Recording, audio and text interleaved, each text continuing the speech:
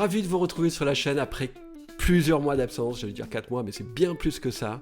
J'espère quand même vous avoir manqué un tout petit peu. En tout cas, moi, je me suis beaucoup manqué. T'as mangé un toon ce matin? En tous les cas, je vous dois un mot d'excuse et vous allez voir, celui-là, il est balèze. J'ai été contacté par une célèbre marque horlogère, Spinnaker pour ne pas la nommer, pour réaliser des clips vidéo sur leur dernière création. N'importe quoi. Évidemment que c'est faux. S'ils avaient dû choisir quelqu'un, ils auraient bien sûr choisi le grand Maxime de la chaîne Man vs Watch, que l'on retrouve d'ailleurs de plus en plus souvent dans le podcast Flyback, que je vous recommande chaleureusement si vous ne le connaissez pas déjà, si vous avez 2 heures à tuer au volant de votre voiture. En tout cas, moi, je tire toutes mes actualités horlogères aujourd'hui de ce podcast. Ils ont des invités extraordinaires, tout ça dans une ambiance de bonne humeur et avec beaucoup d'humour, qui volent pas toujours très haut. Alors, sauf quand j'y participe, bien entendu. Moi, j'y participé que 2 fois jusqu'à présent. Voilà, ils se prennent pas la tête, quoi. C'est assez cool et je trouve que c'est un format qui marche assez bien. J'étais un peu sceptique au début. Non, mais franchement, il y a du fond, il y a des jeux, il y a plein de trucs, en fait. Un super boulot effectué par Mickaël et ses 2 acolytes, Julien et JC. Le lien est en descriptif de cette vidéo. Ouais, bah n'empêche que ta blague avec Spinnaker, Ah, tu reviens sur Spinnaker, toi? ouais, tu vois, j'aurais choisi, je sais pas, Rolex. Moi j'aime bien Spinnaker. Et surtout, la première Picard du nom, celle qui était tirée en édition limitée là, à 300 exemplaires, qui fait un bon mètre d'épaisseur, vraiment de bonhomme. Comment je peux faire pour... Voilà. Ah, c'est ça, il faut que je la mette juste devant moi. Et qui dispose d'une boule de cristal pour lire l'avenir de l'horlogerie. C'est une montre incroyable, étanche à 1000 mètres. Mais voilà, je vais bientôt la vendre, et c'est pour ça que je voulais vous la montrer, comme ça vous êtes prévenus. Avant d'enchaîner sur le sujet de cette vidéo, je voulais vous présenter quand même la montre que je porte aujourd'hui. Il s'agit de la Baby Blue de Zodiac. Je l'ai relookée avec ce bracelet de chez Havel & Men, qui est hyper doux. C'est la première remarque que je ferai sur ce bracelet. Ils ont eu la bonté de me l'offrir. C'est pas pour ça que j'en parle parce que vraiment j'apprécie énormément la qualité de ce bracelet, super robuste, assez souple et très confortable au toucher. J'aime beaucoup et j'ai relooké donc ma Zodiac avec ce bracelet. C'est cool, je vous le recommande. Et c'est là où je me rends compte que cette Zodiac Baby Blue ne va pas du tout avec mon pull du jour. Monsieur Dimanche, on s'en fout un petit peu, je vais pas sortir. Quoique, il fait beau aujourd'hui. Je vais peut-être la remplacer avec ma Direnzo DRZ02 Air Aérolite. Alors cette Direnzo que je vous ai déjà présentée, mais pourquoi j'en parle? En fait, simplement pour enchaîner sur le sujet de cette vidéo. On va parler un petit peu d'actualité horlogère, on va faire le tour des dernières sorties, je dirais, de ces dernières semaines, et on va parler aussi de la prochaine sortie de Direnzo, la DRZ07. Et c'est tout de suite après le jingle.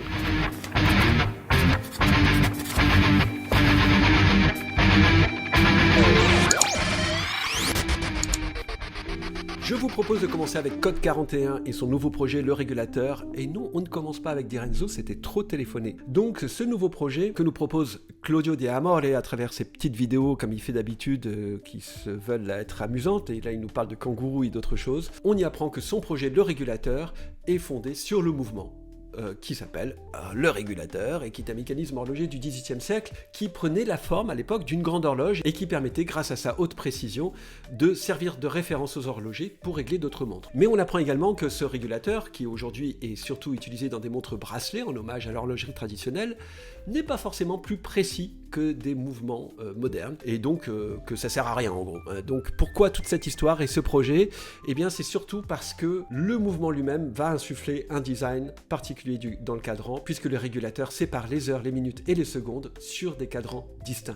Ce qui doit permettre normalement une lecture plus précise, sans risque de confusion. Alors moi je suis pas sûr de m'en sortir tout de suite avec ce type de lecture de l'heure, mais je trouve que ça induit effectivement un design assez sympa. Avec ici, vous le voyez, les 3 modèles qui sont proposés au vote, et je préfère le premier, comme par hasard, celui qui a recueilli le plus de votes pour l'instant, parce que franchement sur les 2 autres modèles, je sais pas du tout comment lire l'heure et ou les secondes ou les minutes. Donc vous voyez ici qu'ils ont également complètement révisé leur esthétique traditionnelle qui est plutôt anguleuse.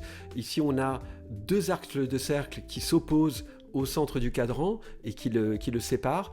J'aime beaucoup cette recherche esthétique. Je trouve que au niveau du design, cette montre est très réussie. Je regretterais peut-être que le boîtier soit encore une fois le même type de boîtier que l'on retrouve sur toutes les autres Code 41, mais c'est peut-être une volonté pour souligner l'ADN de la marque. On ne sait pas grand-chose de plus sur cette montre, si ce n'est qu'elle fera un diamètre de 39,5 mm.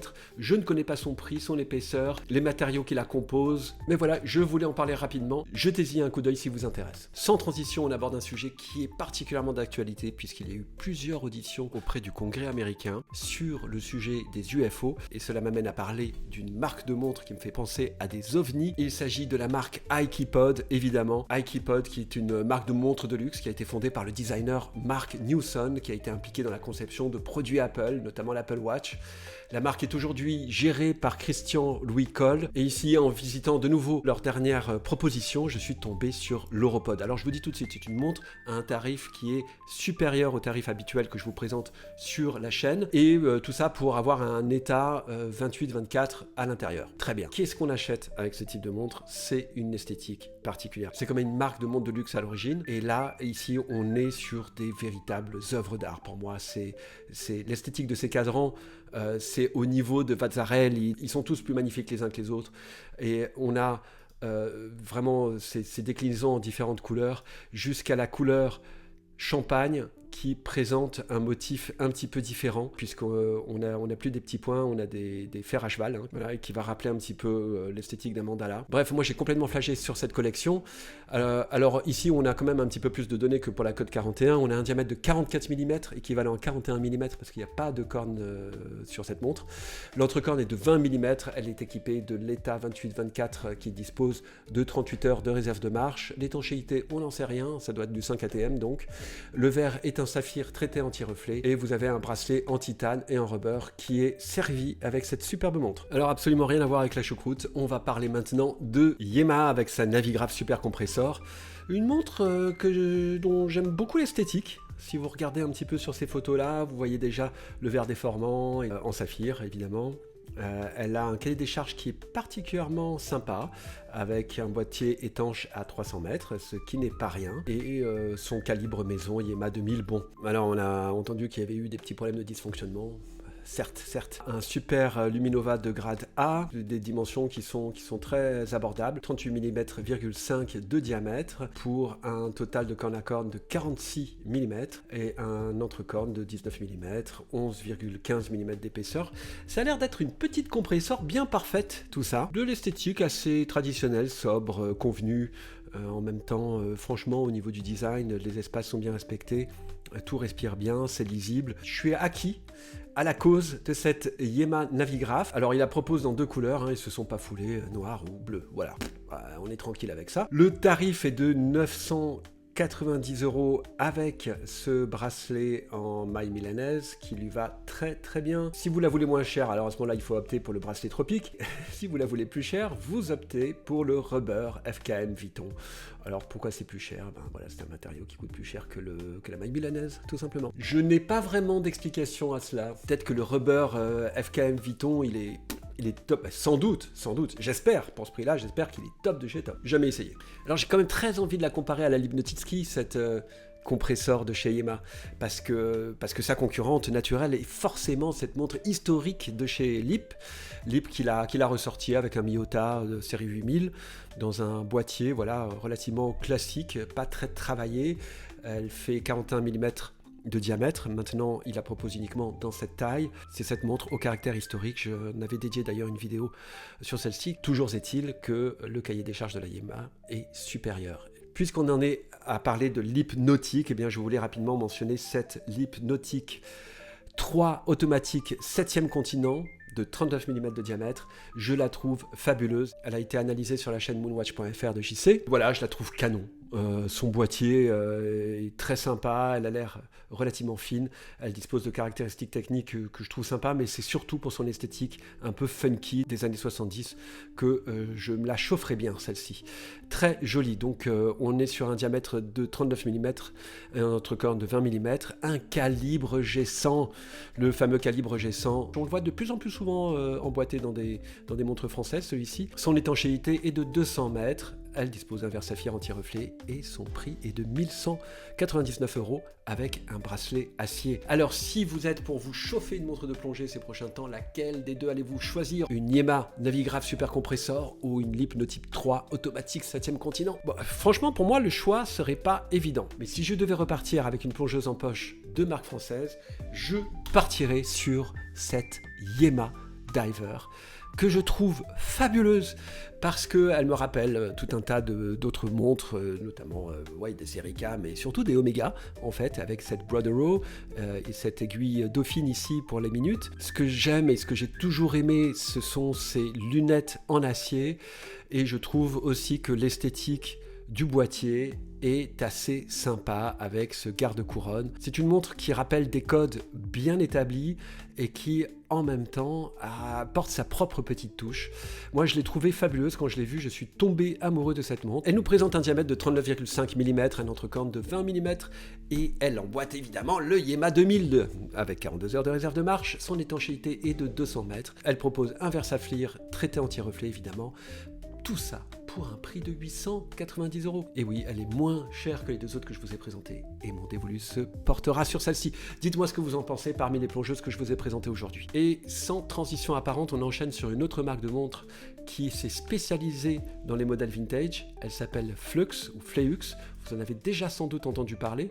Je ne connais pas vraiment son origine. Si vous la connaissez, n'hésitez pas à me le dire. Quand je vais regarder un petit peu dans leur histoire, je m'aperçois qu'il y a un certain Édouard qui a l'air d'être d'origine asiatique, qui nous raconte un petit peu sa vie, sa grand-mère, son grand-père, etc. Mais il ne nous dit pas d'où il vient ni où il va. En tous les cas, je sais que les deux premiers modèles qu'ils ont sortis ont reçu des commentaires plutôt dithyrambiques de la part des youtubeurs à l'international.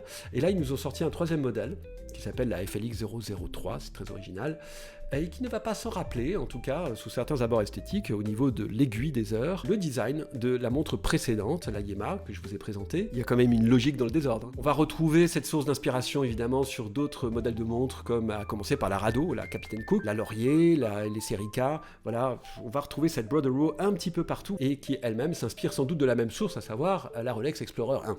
Mais non, triple bus. Non, c'est pas la Rolex Explorer 1, non. Bah non, c'est la Omega Seamaster. Bon, en tous les cas, celle-ci, elle est inspirée de la Omega Seamaster avec sa Brodero et de la Omega Seamaster Big Triangle, puisqu'on retrouve ce gros triangle à midi. Voilà, on va retrouver cette source d'inspiration évidemment sur d'autres modèles de montres, mais là, je trouve que ce modèle-ci, voilà, il respecte vraiment des codes vintage, il est sans prétention, puis il est pas très cher, plutôt sympa, et je voulais le porter à votre connaissance, à votre attention. Le boîtier est en acier 316L, diamètre de 38 mm, son épaisseur est de 14 mm, avec le verre, qui est un verre bombé, un verre en ésalite d'ailleurs. Alors c'est un petit peu épais, mais c'est normal parce que le calibre est un NH38A, qui dispose d'une autonomie de 41 heures. Le NH38A est plus épais, par exemple, qu'un Miyota de série 9000. Son entrecorne est de 20 mm, son étanchéité est de 200 mètres, sa lunette est en aluminium à friction, et donc à friction ça veut dire qu'elle ne fait pas clic clic clic, et elle tourne dans les deux sens. Alors certains aiment, certains n'aiment pas. Apparemment la friction est assez réussie, c'est assez agréable à tourner, d'après ce qu'en dit Peter Kotzak, on a fait l'analyse il y a quelques semaines. Donc très jolie montre franchement, voilà, le tout pour 500 balles, je trouve ça plutôt sympa. Bon, il faudra sans doute ajouter les taxes et les frais de douane, je pense pas qu'ils envoient à partir de l'Europe. Et on enchaîne sur une marque de montre dont j'ignorais totalement l'existence. Si vous la connaissiez, n'hésitez pas à me le dire dans les commentaires. Il s'agit de la marque Camp Watches, qui nous propose trois très jolies montres. Celle sur laquelle j'ai définitivement le plus craqué, c'est la Malaga Red, et je crois que c'est leur petite dernière. Sinon, il y a l'Atlantic Blue et la Florida Green. Toutes les trois disposent de cadrans assez originaux. Le boîtier, le reste semble assez convenu, mais les cadrans, en tout cas, sans se la péter, en fait, se distinguent par certains détails, dont la police de caractère pour l'Atlantic Blue et la Malaga Red. La police de caractère qui est particulièrement originale. Vous ne pourrez pas me contredire là-dessus. Et la marque prétend que ces cadrans sont réalisés avec les vernis laqués les plus profonds et les plus brillants du marché. 15 couches de lac suisse Berlac émaillé au four, s'il vous plaît, appliqué à la main et durci au four pour une épaisseur totale de 1,3 mm de couche de lac, quoi. Donc je pense que ça veut dire que le cadran il pète bien. Et toutes ces montres présentent les mêmes caractéristiques, un diamètre de 39 mm, un corne à corne de 47 mm, une épaisseur de 10 mm, elles sont assez fines en fait, un entrecorne de 20 mm, le calibre c'est un SW210 1B de Celita, donc un mécanisme à remontage manuel. Elles sont étanches à 100 mètres, ce qui est assez sympa pour des dress watch, et leur verre est en saphir anti-reflet. Je rappelle le prix, 860 € plus les taxes et les frais de douane, vraisemblablement. Je trouve que ces designs sont une pure réussite. C'est vraiment le type de montre qui me plaise au premier coup d'œil. Mais qu'est-ce que c'est que cette truc là? Alors vous voyez la petite ombre qu'on voit là ici en dessous du Made, du Swiss Made, et en dessous du 6, c'est le vernis en fait. C'est que toute cette écriture elle est peinte en surface du vernis, et l'ombre est projetée sur la laque en deçà du vernis. C'est remarquable. C'est tout simplement remarquable. C'est quelque chose que j'ai très rarement vu, voire jamais. Donc voilà, ces montres se distinguent par ce type de détail, avec un boîtier aussi assez original. Si vous regardez la manière dont il est profilé comme ça, on voit qu'il y a ce chanfrein sur la partie inférieure, qui est quelque chose que je n'ai pas vu non plus souvent, alors que de prime abord, il semblait plutôt classique. Donc c'est vraiment une montre, regardez ça, la marque Camp qui se trouve dans la boucle, dans cette partie retravaillée de la boucle. Voilà, il y a énormément de petits détails. C'est vraiment une marque de montre qui propose des modèles qui ne sont pas du tout agressifs au premier abord, qui se la pètent pas du tout, avec de multiples petits détails. C'est typiquement le genre de montre que j'adore en ce moment. Alors je voulais vous parler également de la marque Awake, puisqu'on en est à parler de cadrans façonnés d'une manière remarquable. La marque Awake est une marque française fondée en 2017 et qui nous présente sa nouvelle collection permanente, la Sonmai. Je ne sais pas du tout si la prononciation est correcte, mais en tout cas il s'agit d'un mot vietnamien qui se réfère à cet art vietnamien de la laque naturelle poncée et magnifiée par l'application subtile de feuilles d'argent pur. Et il nous présente ici 4 nouveaux modèles de 39 mm chacun. Vous les voyez, ils sont plus beaux les uns que les autres, avec ces cadrans de ouf. On voit comment ils sont texturés. Et on voit ici cette technique de luminescence sur le pourtour des index et des aiguilles. Je trouve ça complètement dingue et c'est pour ça que je voulais vous parler de ces montres qui sont à un tarif relativement inabordable pour les plus petites bourses, puisqu'on est à 2340 €.